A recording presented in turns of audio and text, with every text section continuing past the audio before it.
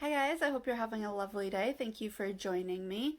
Today I'm going to be doing a lupus awareness video because May is Lupus Awareness Month, as well as a bunch of other illnesses such as EDS.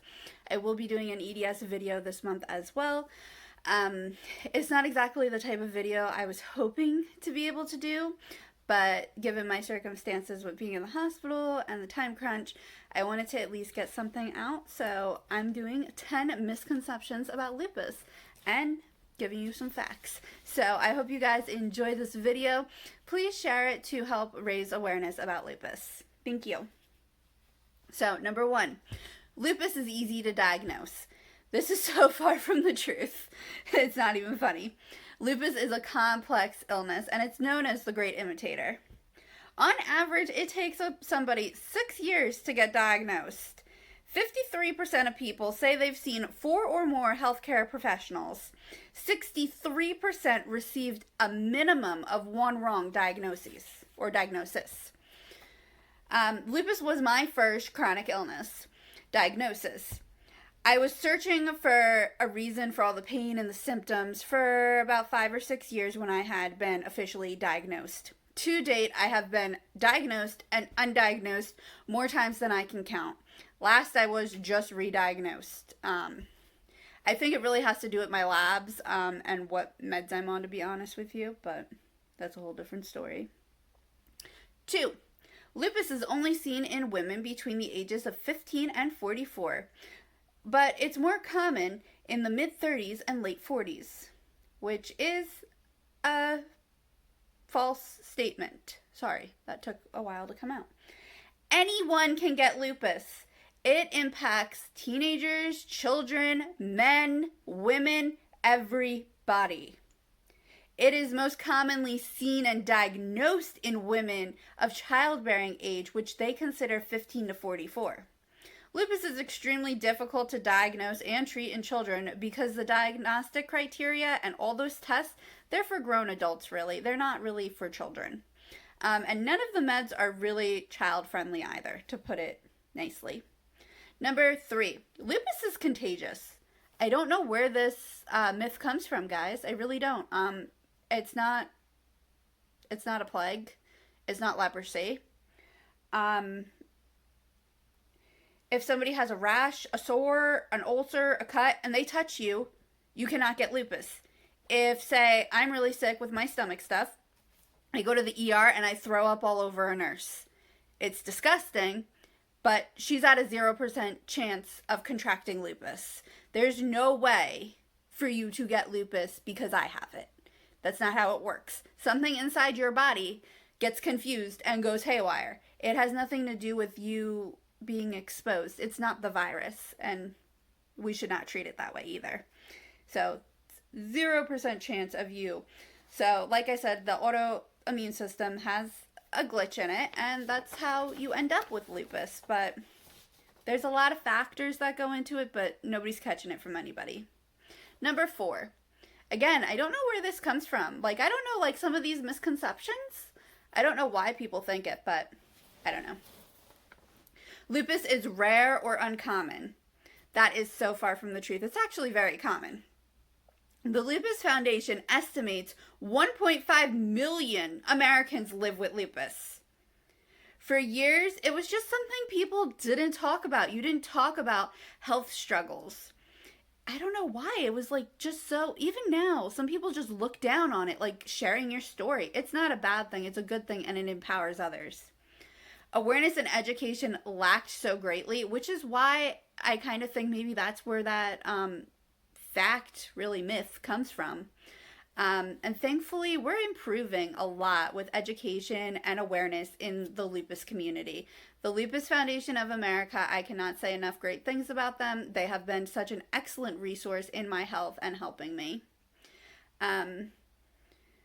Fact, this is my only common illness. Everything else is rare of mine.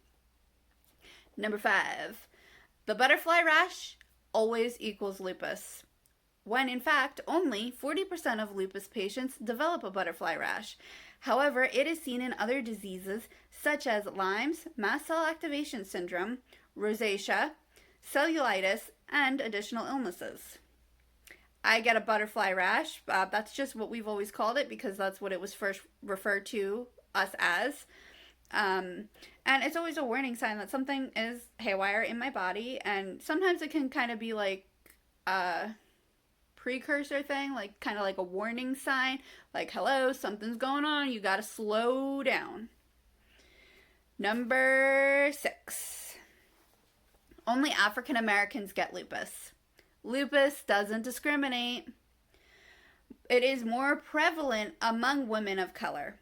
Some research suggests that these women experience more severe complications. However, again, nobody's exempt. Everybody is at risk to develop lupus, basically. It's something, again, that's all internal. It's not just because you're black or white doesn't mean you don't get it. So I get a lot of questions about my ethnic background and what race I am in real life. So I figured I'd throw in a little bit of that here. I do consider myself a woman of color. Fun fact, I wasn't actually born this skin tone. Due to the lupus and the way that it has attacked my skin and due to my sun allergies and sensitivities, I am much, much lighter than I used to be. I am going to find a picture or two this way y'all can kind of see what I'm talking about.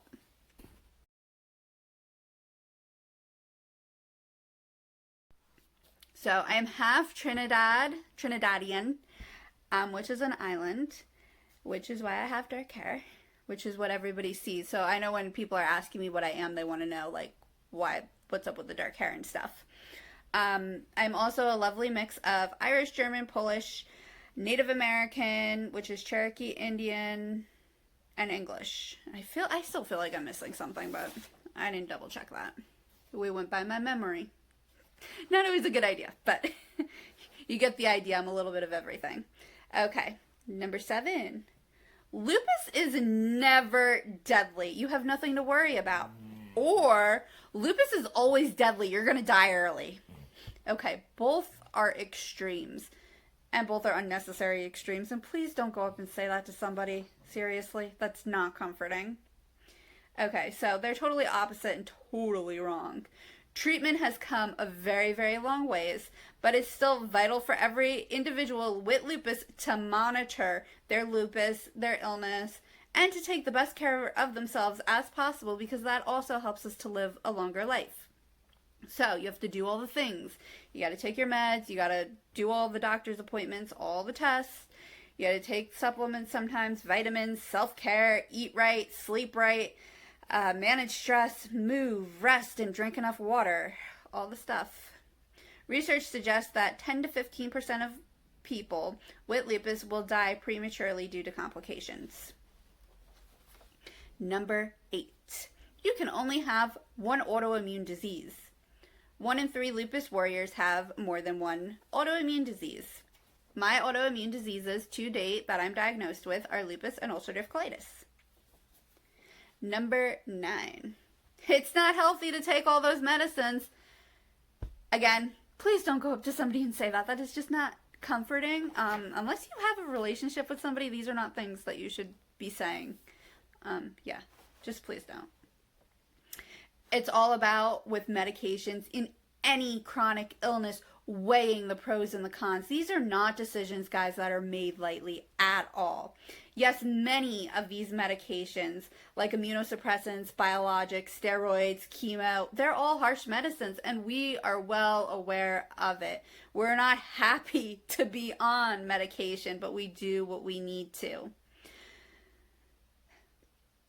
So, and if we don't treat lupus, it can become life-threatening. Your immune system is attacking everything in your body. Left on its own, it's going to attack all the organs, and that's not a comforting thought. Our meds help to slow disease progression, and it also helps damaging inflammation. For some people, medication does provide symptom relief. For some people, it helps with pain. Other people, it just keeps them alive. It's different for everybody, to be honest. Same thing with quality of life and what the medicine provides. Does it enhance quality of life or not?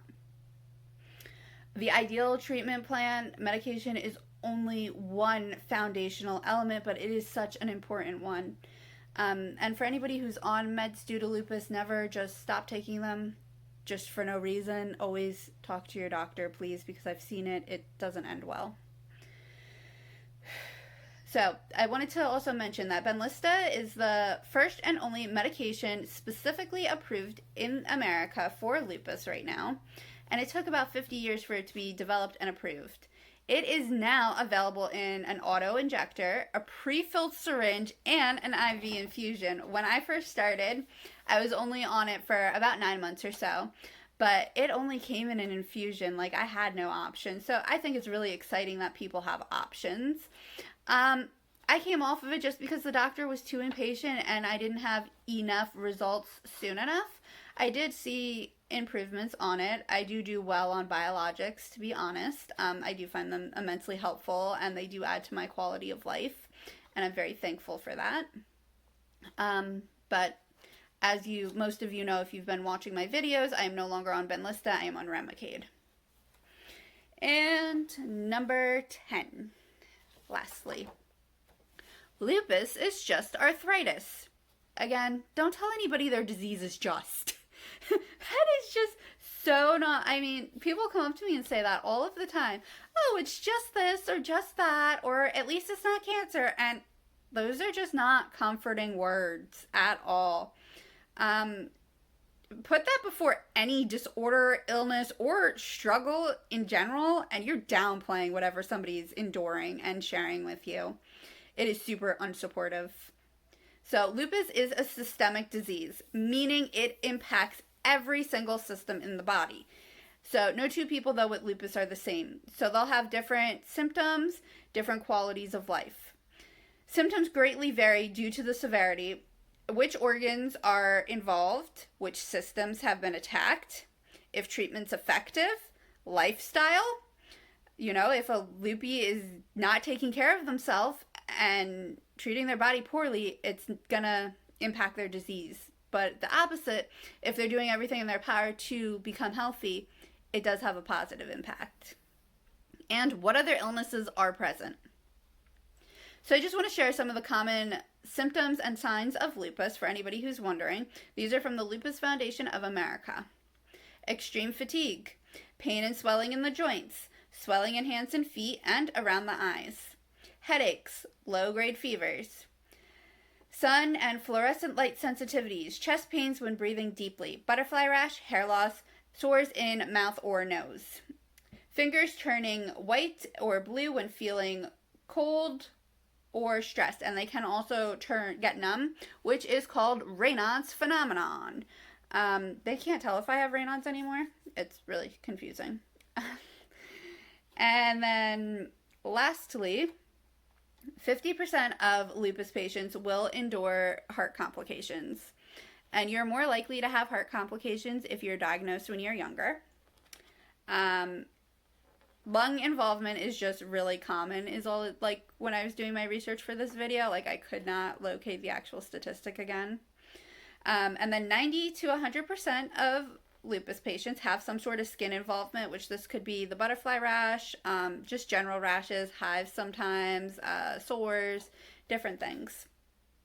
And 60% will battle kidney problems. All right, guys, I hope you enjoyed this video. I hope you learned something. Please, please, please share it and subscribe, and I will see you guys soon. Happy Lupus Awareness Month to all you warriors out there. I am cheering you on, and you're always in my thoughts and prayers. Sending you love, hugs, and spoons. Bye!